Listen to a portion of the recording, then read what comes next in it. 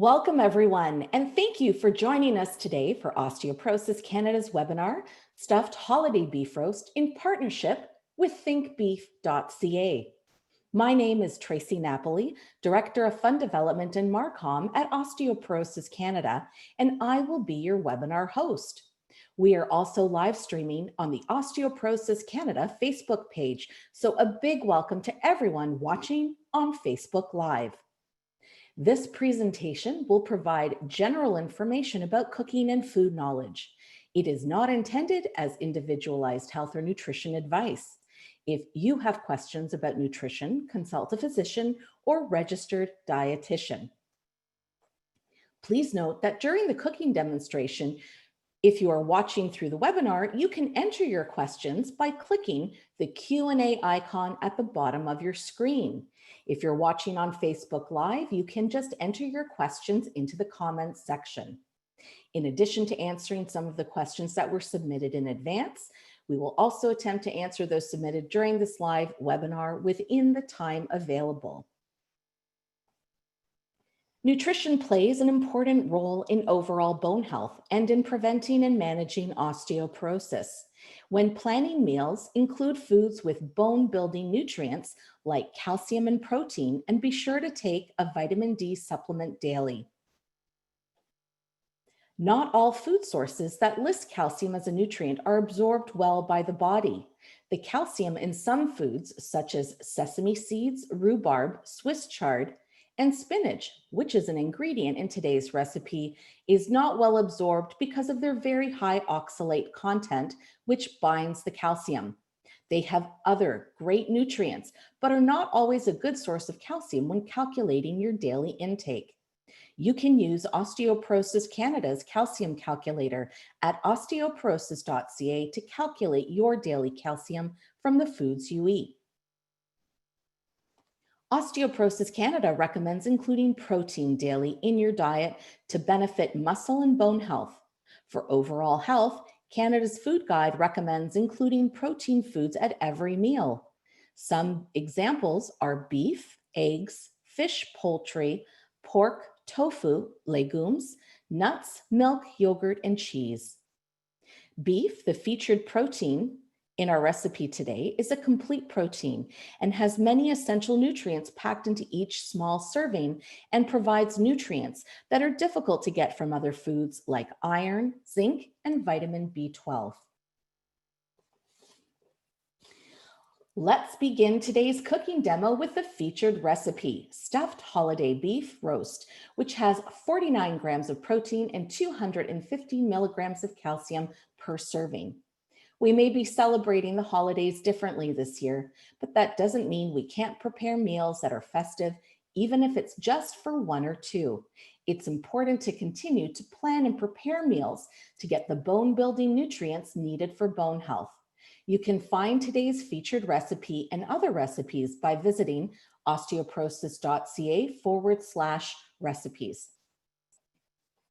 It's my pleasure to welcome Emily Richards, a professional home economist, freelance food writer, sorry about that, and chef and cookbook author who also enjoys culinary instruction for home cooks who want to learn more and have fun in the kitchen.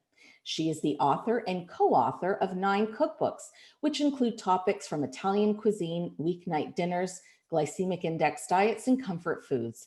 Emily writes and develops recipes for cookbooks, print and online publication, and websites that include everyday cooking and healthy eating. Please welcome Emily. And before we begin the cooking demo, Emily has a surprise for us. Emily, what's the surprise? Oh, Emily, you're mic'd. Sorry, you have to unmic. We can't hear the surprise. You're muted. I forgot. I was trying to be so quiet and let you speak that I forgot to unmute myself. It's December 1st, and this is my new cookbook that my co-author Sylvia Kong and I wrote with the Best of Bridge. It's 5-ingredient cooking, and I thought, what a perfect way to start December, and maybe we could give one away. Tracie, what do you think? I think we can do that. We can do that. So what we're going to do is we're going to have a random draw for the attendees that are watching that registered for the webinar, and we will announce the winner at the end of the webinar. And just Thanks so much for surprising us with that, Emily, today. But No I'm going problem. to start with this fabulous recipe by thinkbeef.ca. So go ahead. It is a great recipe, and for good reason. It's the beginning of December. We're starting to think about how we're going to celebrate this holiday season. And as Tracie mentioned, it might be a little bit different for us, but there's no reason why we can't have delicious and healthy food, and that includes Canadian beef. So what we're going to start off with today is the filling. This is a beef roast that actually has a lovely vegetable filling with a little bit of cheese in it to offer up great flavor. So I'm going to start off with the filling first, and then I'm going to show you how to unroll the beef. And I know that sounds a little bit weird right now, but we're going to actually cut it, and I'm going to show you how to stuff it, and it's quite easy to do. I promise. Well, I'll go step by step. So as Tracie mentioned, if you have any questions, please feel free to put them in the Q&A, and I'll try to answer as best as I can as we're going along. So I have done what I always do when I'm doing cooking classes, and that is get my mise en place ready. I always love getting all my ingredients out, chopped and ready, so that I know if I'm missing anything. Now, there may be an incident that I might forget something, but hopefully today I have the recipe beside me and that will not happen. So I'm going to start off with kind of the bulk of the filling, which is our spinach. And as many of you know, you pick up spinach. This is baby spinach that I have that I've rinsed. It looks like a lot, but when you cook it, it cooks down to nearly nothing. So what I did is I rinsed this, and it still has water clinging to it. So I want to cook this first to drain it. So this is a full package, 142 grams of baby spinach. Now, if you're not a spinach fan, because there are some that do not like spinach, you could use other baby greens here, which would be absolutely delicious, because we really want this to be colorful. We do tend to eat with our eyes. So of course, having that green color as part of the filling will offer up a nice holiday spin on it too. You could use baby kale, which would be absolutely wonderful in here. If you like a little bit of a peppery bite, baby arugula would work in here as well. And they all come in that same size tub, so you could just replace it for one of those other greens. Now, if you had a bumper crop of Swiss chard like I did this year and put it in your freezer, you could actually use the greens of the Swiss chard in here as well. Just chop them up and wilt them as I'm doing here. So you'll need about 8 cups if you're using Swiss chard. And that just really offers up that really nice color. And as Tracie mentioned in the beginning, we're adding lots of flavor with the spinach as well as that color. So I'm going to wilt it. This doesn't take very long. And having that little bit of water that is clinging to the leaves will help steam it and create that little bit of water that's coming out. So you don't need to add anything to the pan. Now, if you're using full leaf spinach, which tends to be a little bit tougher and larger, just make sure that you wash it really well. Take off some of those thicker, longer stems, and just give it a rough chop, because it is the filling. We don't want big, long pieces of spinach in our filling. So, and you can use that in place of the baby spinach as well. So you can see when you wilt spinach or any green, it tends to get nice and dark. And as I mentioned, it does cook down to literally nothing. So it ends up being actually only about half a cup of spinach that we end up having in the filling. So just like that, I'm going to turn this off, and I don't need to actually take this out of the pan, but what I'm going to do is just kind of give it a little squeeze in the pan, and then I'm going to drain any of that residual water that's in the pan, because we don't want the filling to be watery, but we do want it to have a wonderful texture and flavor. All right, so I'm just going to drain that little bit of water that came out, and I'm going to leave the spinach in the pan, because we are going to continue with the filling and add all the other deliciousness in there. All right, so there we are. That lovely pile of spinach became not very much, but that's okay. We're going to add more wonderful flavors to it. So I have it back on. I'm using about a medium heat now. I used about medium high to cook that spinach initially, and now I'm going to add a little bit of canola oil in here. I'm using a neutral oil because there's so much flavor coming from the vegetables that we're adding that I want them to shine through. Here's where, for those of you that don't know, I have an Italian background. I'm Italian Canadian, and I love garlic. So guess what? There's 4 cloves of garlic going in. And that's going to add a ton of flavor. If you're not a garlic fan, you can reduce the amount of fresh garlic, or if you're a true garlic lover, by all means, add a little bit more. It's absolutely delicious. And with the beef, it comes through quite nicely. I'm also going to add some pepper. This is a sweet bell pepper, and I'm using orange. You could use yellow, you could use red if you really want to spark through some red and green holiday color. Whatever you have in your crisper will definitely work. And I'm also going to add a little bit of fresh herbs to this.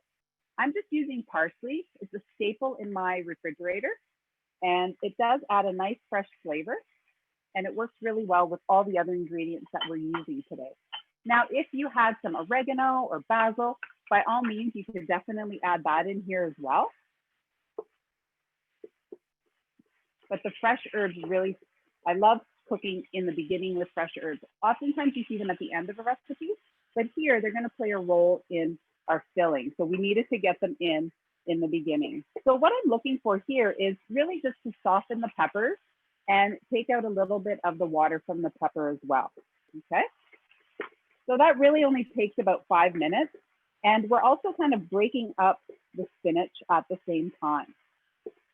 Oh, I had one jump out, get back in there. All right. And I love doing fillings like this because you can actually get them done ahead of time.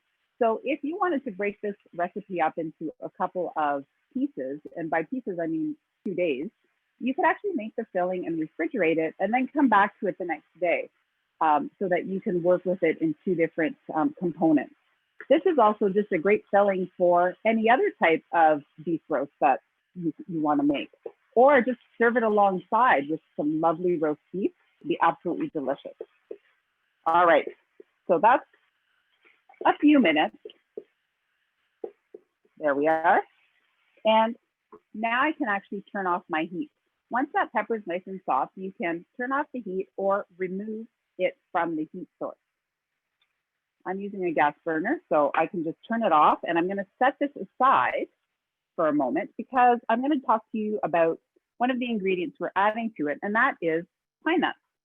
Now, pine nuts are oftentimes used in baking, also in salads. They're absolutely delicious, but I love them in stuffings, in particular in a stuffing like this, because they have a softer texture. If you don't want to use pine nuts, you can use almonds. You could also use walnuts here. They have a nice soft texture in stuffings as well, but I like the flavor of the pine nuts. And to bring out that flavor even more, all you have to do is toast them a little bit.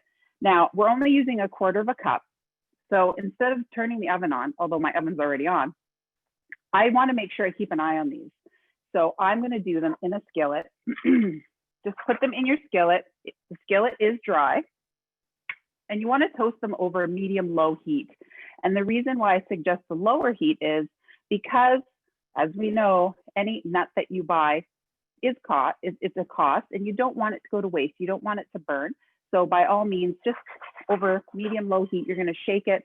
And once you smell that wonderful nut aroma and that is the pine nut, because it's just the natural oils that are heating up, just take it off the heat. And what you'll end up with is some beautiful toasted pine nuts. And I already have some that I've cooled down here. So they just pick up a nice little bit of a golden color here, and that's perfect for what we're using it for. So it just has a nice,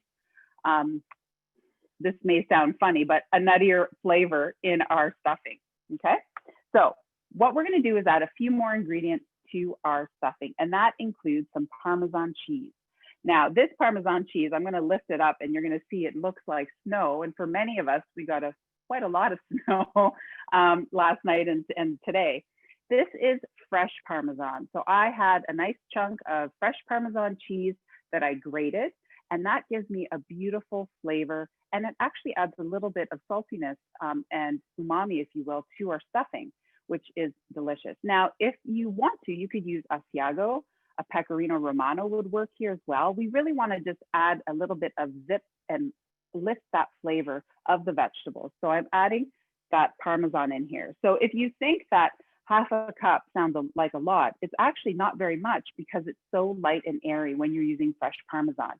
The other bonus of using the fresh Parmesan is that it melts. And that's what we want because we want the stuffing to essentially stay together in the roast. We're also going to add those toasted pine nuts in here and some green onion. Just a couple of green onion that I've sliced up. And if you don't have green onion, you could use chives here if you wanted to. You could add a little bit of onion, and I would cook that with the spinach, pepper, and garlic. So if you don't have green onions on hand, you could just use half a small onion and cook it in with your peppers. So there's lots of versatility in this recipe to build that flavor, okay? So I'm gonna just stir this together, and that little bit of heat that's still in the pan will help melt that cheese. All right. Now you'll notice I still have some other ingredients on my counter, but that's because we are going to start working with our beef roast. So I like making the stuffing first. So if you take a look at your recipe, and you can go to Osteoporosis Canada to the website and you can download the recipe, you'll notice that we're dealing with the beef roast first. But if you're worried about the stuffing being too hot, work with the stuffing first and then work with the roast. And that's what I'm going to do today. Okay, so let's get to our eye of round beef roast. And that's what I have here. Okay, now for many of us, when we hear the word roast, we think it's a big one. I always think of the big roast beast from the Grinch. And that was pretty big. That was for the whole town though. We're not feeding the whole town. We are using a smaller roast. And with this cut, this is an eye of round. And typically you'll see a smaller roast when it's an eye of round, or your other option would be a nice sirloin tip roast. And these are fabulous to roast on their own. This is about 2 pounds. So in terms of how much you're going to need this is beautiful for a family of 4 to 6. You could even push it to 8 servings if you needed to. So I know many of us have smaller homes and we think, well, I'm not going to cook 2 pounds of roast beef. What will I do with all of that? This is actually a roast that has so much versatility that you can actually not stuff it and just season the roast itself and cook it in the same method that we're cooking this roast. Canada Beef did some wonderful work on how to produce beautiful roasts that are nice and golden on the outside and super tender and juicy. And that's the method we're using today for our cooking. But if you wanted to just cook this roast, you could start it the same way with the oven sear, which is at 450 degrees Fahrenheit for 10 minutes. And that kind of seals everything in and gives us that nice golden crust, and then reduce the heat to 275. So it has a nice long, slow cook. And for this type of roast, you could slice it thinly. I would chill it and then slice it thinly, and it makes perfect roast beef for sandwiches the next day. Or if you wanted to slice it and freeze it, you could pull it out when you need it. So this is an affordable roast for small families and for large. We're going to jazz it up a little bit because it is the holiday season, officially December 1st. So we are going to put the stuffing inside, and we're going to add a little bit more to it. And I have more ideas for you on how to use that roast once it's stuffed. So enough talking, let's get to work. So I'm going to take this roast and show you how to open it. And unroll it is the term I use. And I like using that term because it actually does look like you're unrolling it. So when you look for your eye round, you can see how lean this beef is. And depending on where it is, you might get a center cut. This is more kind of the tail end here because it tapers down a little bit. So you might get it more even. But what you're looking for is as even as you can get. And for eye round, it's pretty easy to find in any grocery store or butcher that you're buying your beef in. So what I'm going to start with is making a cut right in the middle. I'm just going to cut down, but make sure you don't go all the way through. So I'm kind of just keeping track on both sides here. I want to leave about 1/2 inch at least, or 3/4 of an inch. So it's kind of open like a book, okay? Now what I'm going to do is unroll each side. So I'm actually going to start down here, and I'm right-handed, so I tend to work this way. So, and hopefully my head's not in the way as I work through here, but I'm just making little slices, making my knife go across and trying to keep it even as I can. Okay, so that I'm kind of unrolling the roast like that. Okay, and then I'm going to do the exact same thing on the other side as best I can. Now, don't worry if it's not perfect. And the other thing I should mention, if you don't want to do this and you're going to the butcher, they will happily do this for you as well. Okay, so don't feel that you have to do it, but I like learning new techniques and sharing them. So I always think it's fun to experiment at home. All right, so I've kind of opened it up because we need a place to put the filling. Now, if you take a look at this right now, it's pretty thick still.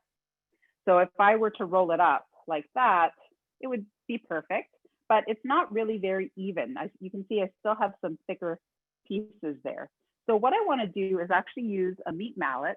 And for those of you that have meat mallets that have the spiky ends and the flat side, you want to use the flat side for this. We don't need to puncture the meat at all. We just need to even it out a little bit. So on a Tuesday afternoon, have a little bit of aggression. Perhaps you're upset because we have snow. This is a great time to just think about all those things. And what I'm looking to do is just even out the meat so that it has a similar thickness all the way across, okay? So I can see that just from looking at the screen a little bit. I have a little bit more work to do here. It never comes out perfect when you're doing it for people, right? Does that happen to you? I do have a feeling though, Tracie, that I'm gonna do this so hard that my AirPods are gonna fall out. That's okay, Emily. It sounds like it's a good way to get that meat nice and tender and spread out. I know we had another webinar where Emily kept losing her earbuds, so don't worry, we'll manage. But you know what, Right. while you're doing that, could we ask a quick question? Is now a good time? Now is a great time, Tracie. Oh, sorry, Emily, I froze for a second. Is now a good time for a question? Yes, now would be a great time for a question. So you're going to be speaking about the different kinds of ingredients to stuff the roast. Can you provide also some alternatives if someone wasn't able to get the seasonings or the prosciutto? Oh, you did lose an earbud. I did lose an earbud. It's back in now, so I can hear you much more clearly. Okay, so I'll ask again. As you go through the ingredients, someone would just like to know if they couldn't get the actual seasonings or let's say the prosciutto, how would they be able to stuff and still have a very flavorful and delicious stuffed roast? Well, I think first of all, if you look to some of the vegetables, so lots of options for those greens, which is wonderful, and the peppers, whatever pepper you happen to have on hand. And the nuts, I've given some options. So the almonds, the walnuts, or the pine nuts. Garlic really is a key player in this stuffing, and that's why there's so much of it. And if you're not a fan of using fresh garlic cloves, you could use just some garlic powder. And I would stay away from the garlic salt because we don't want to add saltiness to this. We just want to add that garlic flavor. So for this, you could use about a teaspoon of garlic powder, and that's a great pantry staple that a lot of people have on hand. And for the parsley, if you didn't have fresh parsley, you could certainly use some dried oregano in here or basil, or one of my favorites is using dried Italian seasoning because that's a mixture of all those herbs. And you could use easily a tablespoon in this filling would be beautiful. And again, it's a great pantry staple that many of us have on hand. Now, when it comes to what we're going to add next, there are some options. First one is the prosciutto, which I'm going to grab from over here. This is sliced, and it is a pork leg that is air cured, salted, and dried, and then sliced thinly. If you don't have this, you don't have to use it. It's easy as that. However, there's some other great products on the market that would be beautiful in this. So this adds a little bit of saltiness to it. It's not smoky like bacon, and I wouldn't use bacon here because it's a little too it's a little too fatty, and we're looking for lean products to fill this nice lean meat for flavor. So bresaola would work beautifully, and that's air cured beef, and you could use that in here. So that would be available in a deli section of the grocery store. So you could ask at the counter. A lot of larger grocery stores carry things like that. You could also here use something like a salami. If you had some Genoa salami, for example, that would work in here as well. Now, because of the size of the prosciutto, I only need 4 slices, but if you were using something smaller like a salami, you might need 5 or 6 slices. The other ingredient that's part of this stuffing that we're gonna add is our smoked cheese. And again, if you take a look at the recipe, you don't have to use smoked cheese. This just offers a little bit of smokiness to the filling to make it a little bit different, which is quite nice. You could use any cheese that you have, again, in your cheese drawer. Maybe not blue cheese, although blue cheese actually would be good with this filling. I would just use a little bit less. So Asiago would work here, even just mozzarella, an aged cheddar. So an old cheddar would work in here. And we only need about a cup. So, and I'll show you how we put it together. Does that help, Tracie? I hope that answered the question. I think so. That's great. All right, well, we'll let you continue stuffing and preparing this meal. All right, perfect. So I've kind of evened out my my roast, and sometimes you get this. So when I cut it, you can see here it's a little bit that I cut off, but that's okay because what I can do is when I roll it up, I'm going to start on this end so I can tuck it back in. Okay. Now, if you want, you can, for anyone that's ever made rouladen, and that's a beef roast that's flattened and rolled as well, it's much thinner. So if you wanted to, you could pound this out to a thinner roast. But I find this really keeps the juiciness of the filling and gives me a nice balance of the beef with the stuffing as well. Okay. So what we're going to start off with is our prosciutto slices. Okay. So you can see prosciutto here as I lay it, it's just got that little bit of fat on the side. It's fairly lean. And this will actually, as it cooks in the roast, will also shrink and help keep our filling inside. So I'm just using 4 slices here. And really, they don't have to be in line. They just need to kind of cover the roast. That's all. Okay, so I'll just do that. And that's all lined up. And then on top of that, I'm going to add that smoked cheese. So I am using today a smoked cheddar. Smoked mozzarella is beautiful as well, smoked provolone. So again, lots of options for the cheese. And that's just going to get sprinkled all over top. Okay, now don't worry about what falls out because we're going to stuff that back in later, not to worry. Okay, now our filling, our stuffing, spinach and pepper has been sitting for a while. So I should be able to easily, with my hands, I'm just going to scooch this over a bit, put it into my roast. Okay, so I'm just going to kind of press it down, and that little bit of cheese in there is going to also help keep things together. And this has a nice texture because of the peppers as well as the pine nuts. There we are. And whatever you don't get in there, again, don't worry, we're going to fill it. That's what the ends are for, so that you can stuff it in. All right, I'm just going to move that pan aside and we're going to roll. So we unrolled it. Now we're going to roll it back up. So again, I said I was going to start from this side. Okay. And you can kind of just roll it up like that. Okay. So we have that beautiful roast. I'll tilt it up here so you can see how the filling and the beef kind of just line up. And I have it essentially seam side down. Okay, just like that. So, and then you can see I did get some filling that fell out, but that we're going to go back and stuff that in. So, and I have some kitchen string here. Now you can pre-cut your string. So, and you can pre-cut it based on what you had initially as a roast, but you do need it a little bit bigger because remember, now we added the stuffing here. So you can cut it into pieces or use one long piece. For those of you that have butcher friends, you'll know how to do it with one long piece of kitchen string, but I'm going to do it in a couple pieces here. So you want to just wrap your string all the way around, and you can do it in about 2-inch intervals. So for the size of this roast, I think I'll be okay with 2 pieces of kitchen string here. Okay, and you don't have to squeeze it. I don't know if you, hopefully you noticed as I was rolling it, I wasn't really squeezing the roast. We want the air in the oven to get in there as well and cook it nice and evenly. So by doing that, I'm just kind of gently rolling it back up. There we are. And I'm just going to tie that up. And you can just cut off some of that extra string if you cut too much in there, like that. All right, and then we have our filled roast.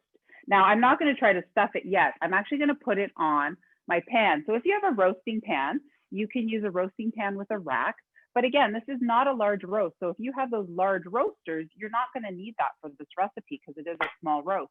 I just have a small baking sheet that I've lined with foil. Okay, foil is always good, easy cleanup. So I'm going to put my roast right on here so you can see that.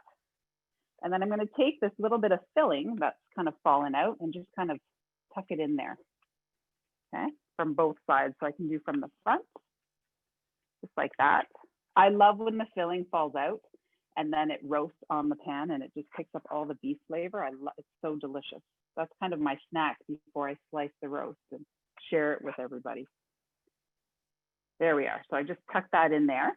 Okay. And now I'm going to just season the outside of the beef because you'll notice we didn't season the inside because the prosciutto's right on top of the beef, but I am going to season the outside very simply with a little bit of salt and pepper. Okay. So I'm going to sprinkle that all around. And I might just give this a little roll here. I'll have to tuck those veggies back in, just like so. Those peppers fell out again. I'm going to tuck them back in. There we go. All right. I'm going to give my hands a wash before I put this in the oven. Are there any other questions right now, Tracie? Yes, we do. We have someone who would like to know. So if they wanted to order this cut of meat from the butcher and they would like them to slice it, how should they ask for that to be done? Like, how should they ask the butcher to do that? That's a great question. And every butcher works a little differently. But what I tend to do is ask for an eye of round roast, center cut, and that will give you kind of a nice even piece of the roast. And you can say prepared for stuffing. There are some butchers that like to know that you want it unrolled because that is a term that some butchers use. But if you ask for it to be prepared for stuffing, they will essentially unroll it. And they'll do it a little differently than the way I showed you how to do it. Some butchers will actually start at one end and unroll the roast. It's very cool. We'll have to do that another time, Tracie, with beef, because it is actually really fun to do. And you don't have to pound it because you actually start on one side of the roast and you just do those slow cuts and you unroll the beef roast. It's really cool. I haven't perfected that technique, but that's okay. It still works. So another time we'll do that for a roast. So that's all you have to do is ask the butcher for that if you don't want to actually unroll it yourself. So this roast is ready for the oven. My oven is already at 450 degrees and it's going to oven sear. So what does that term mean?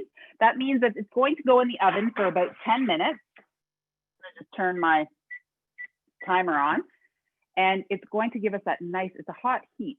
So it's nice and high, it's gonna sear the outside. So typically, you may have seen recipes that have said, sear in a pan, so brown the roast in a pan, and then put it in the oven. Well, this way, you don't have to get out a pan and sear the roast and have everything fall out. Everything's already on the pan and ready to go. So that short time at 10 minutes helps give you that nice golden brown color on the roast. And then you're gonna turn it down after that 10 minutes to 275. And this roast at about 2 pounds takes about an hour and 15 minutes. So not one of those big long roasts because it's not a large size, okay? So I'm not gonna make you wait another hour and 10 minutes. I already have one that's been resting so that I could slice it and show you what it looks like. So I'm gonna bring my carving board over here so that I can show you how beautiful that filling is. I have my little carving board here, which just means that it has this little lip all the way around it to catch any of those juices. But here is our lovely beef roast. Okay, so you can see it has that nice kind of golden brown color. There's a bit of juices on the pan, And there is a little bit of that, which I was hoping for, that little bit of stuffing that came out. So it gets a little crispy, so I can taste it and make sure that it's okay. So that little bit of ooziness there. And because there's cheese in this stuffing, it does, as it melts out, it creates a little bit of a crust, which is so delicious. So how do we know that this roast is done? I've given you the estimate of a time, about an hour, but your roast might not be exactly 2 pounds. It might be a little more, a little less. That's where your thermometer comes into play. This is an instant read thermometer, and it's very important. I use it almost every day in my kitchen when I'm cooking to check the temperature of the protein. So in this case, you want to go into the center. And the reason why you want to go into the center is because remember, we rolled it, okay? So in the center, there's still some roast. And so we want to go in and check the temperature. Now this one's been sitting for a bit, so the temperature has dropped a bit. But the reason why you want to let it rest is so that it can continue cooking slowly as it's sitting. And I did cover it with a little bit of foil, so it rested comfortably. So I'm just going to move this to my cutting board here, and I'm going to slice them for you. And I wish I could share it with everybody, but it'll just have to be my family tonight that enjoys this roast. But I'm hoping that it's easy enough for everyone to make at home. I want to make sure that I'm taking off all the strings here. Okay, so everything's kind of staying together pretty nicely.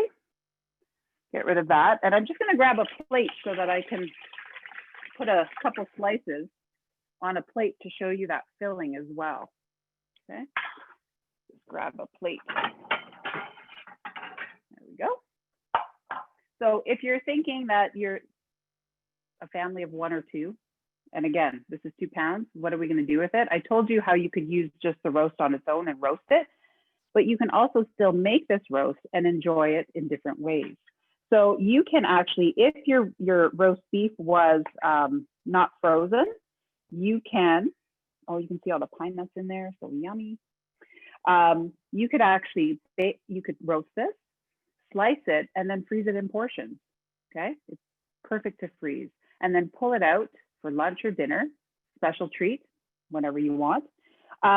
You can also, I'm slicing these a little bit thicker, just because it is easier for me to keep, but you can see that those little cuts, looks like garlic, but it's actually the pine nuts in there, just like so.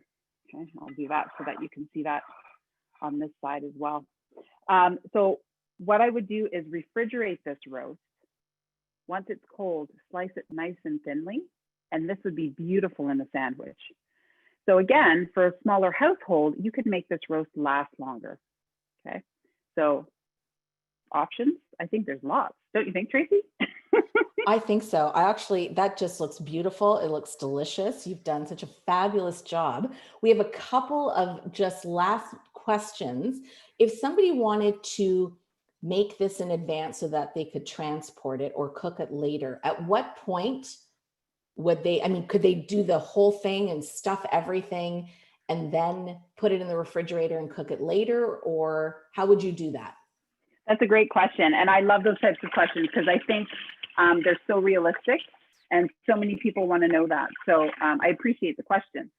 You can make the filling, stuff it, roll it, season it, and put it in the refrigerator.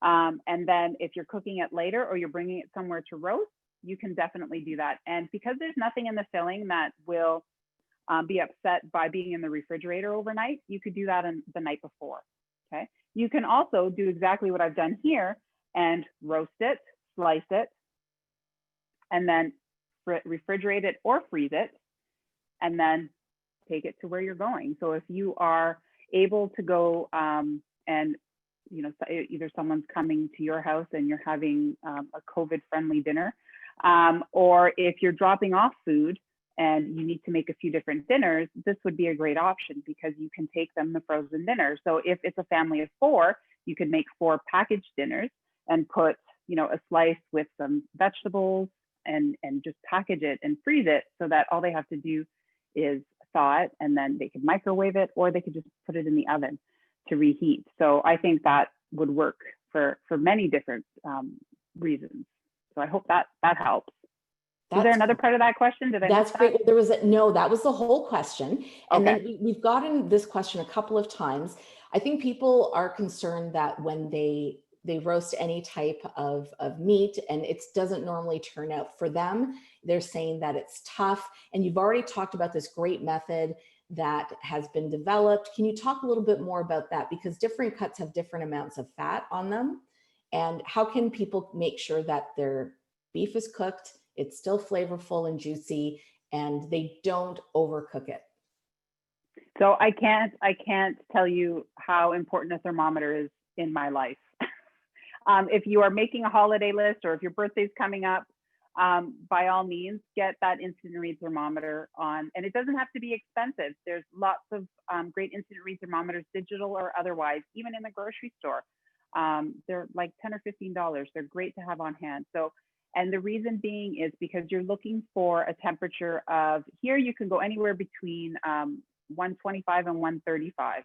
And that gives you the tenderness, that nice kind of juiciness in the center, especially when you're using leaner cuts of beef like eye of round, where typically it might be picked up to be made and used for stew because it's a long cooking, where oftentimes we don't think of these affordable cuts for serving as a roast.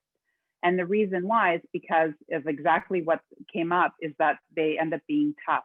So it really is about cooking it for less time typically, and then making sure that that temperature is between that 125 and 135, so that then when you slice it, it still has that lovely juiciness to it, and it is tender.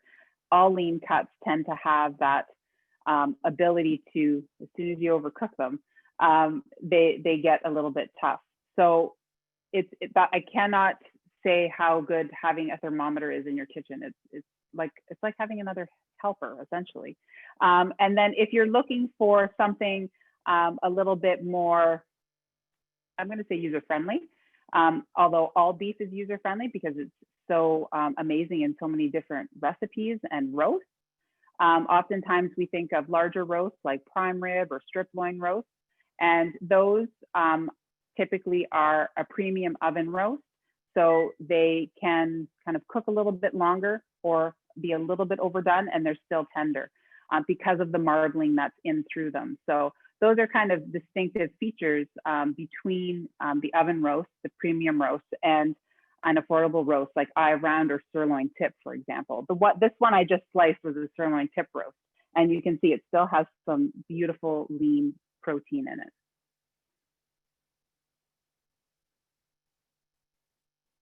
That is great. Thank you so much. I'm just checking to see if there's a last minute question. There isn't, but there is a big thank you. Thank you, Shelley from Shelley has said thank you. She's so excited about trying this recipe. And I just want to let everyone know that I've put the link to the recipe on the Facebook Live comment section and in the comments section on this webinar. We've also recorded it, so you're going to be able to watch it on the OC Replay webpage.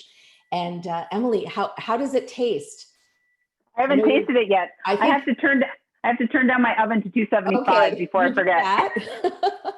You turn it down and then tell us how it tastes. And then I think we're going to do the draw for your book. So perfect. First. So the thing with these types of roasts, because of the filling, you definitely want to make sure you get some of the filling with each bite. And when you do this on camera, try not to take too big of a piece, but you won't be eating in front of cameras at your house, I'm pretty sure. And I have to tell you, I'm covering my face because I'm talking with my mouth full.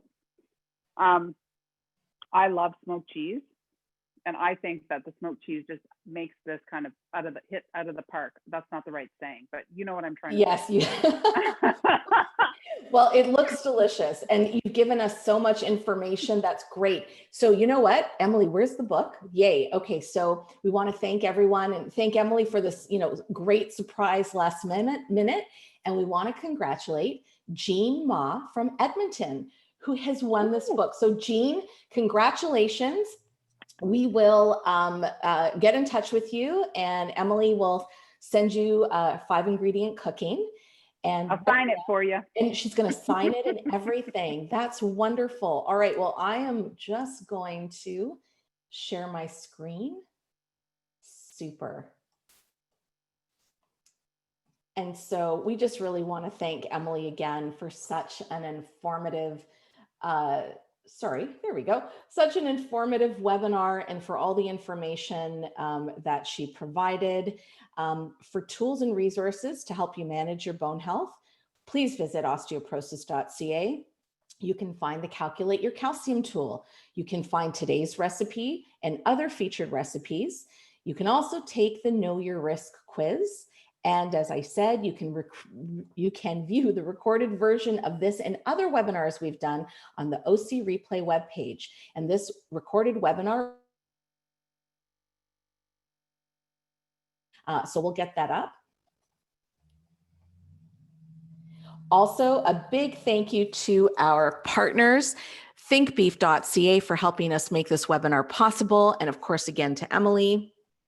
Until next time and to our next webinar, we want to thank you for joining us today. And please continue to stay connected and informed. You can follow Osteoporosis Canada on Facebook, Instagram, and Twitter. And again, you can register for newsletters at osteoporosis.ca. Have a great day, everyone. Please stay well. Take care. Thanks, everybody.